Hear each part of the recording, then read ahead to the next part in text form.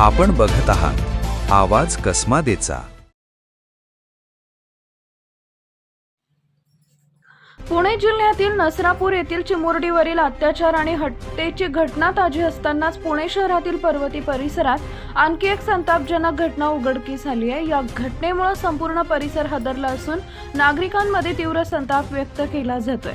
मंगळवार दिनांक 5 रोजी रात्री घडलेल्या या घटनेत केवळ 9 वर्षाच्या चिमुरड्या नातीवर तिच्याच सख्ख्या आजोबांनी अत्याचार करण्याचा प्रयत्न केल्याचं समोर आलंय। मिळालेल्या माहितीनुसार पीडित मुलीचे आई वडील काही कामानिमित्त घराबाहेर गेलेले होते।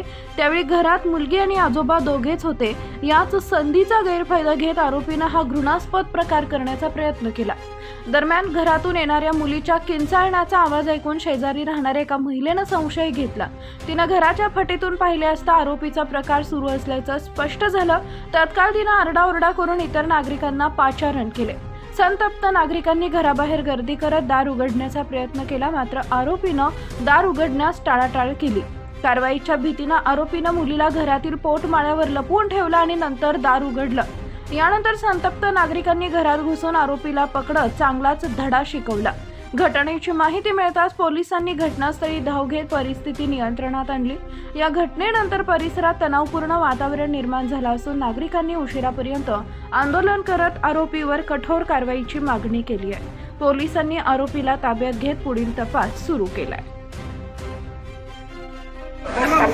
अतिशय व्यवस्थित आहे, सुरक्षित आहे, पोलीस तिथे शोधत आहेत।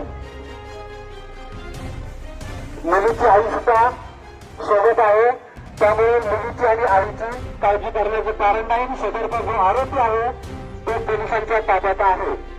कायदेशीर प्रक्रिया सगळी चालू आहे। यावर थोड्याच वेळात पोलीस स्टेशनला दाखल होत आहे। तेव्हा सर्व नागरिकांना विनंती आहे की आम्हाला थोडंसं काम करण्यासाठी वेळ द्या, आम्हाला काही वेळ द्या आणि कृपया थोडासा रस्ता रिकामा करा।